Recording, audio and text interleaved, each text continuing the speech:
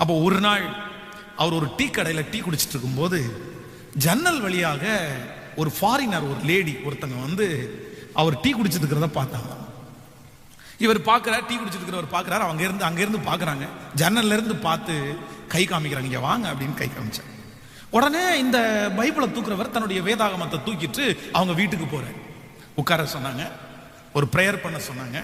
சொல்லிட்டு சொன்னாங்க, இவ்வளோ பெரிய பைபிள் இவ்வளோ வெயிட்டா இருக்குது, இது தூக்குறதுக்கு உங்களுக்கு கஷ்டமா இல்லையான்னு கேட்டிருக்காரு.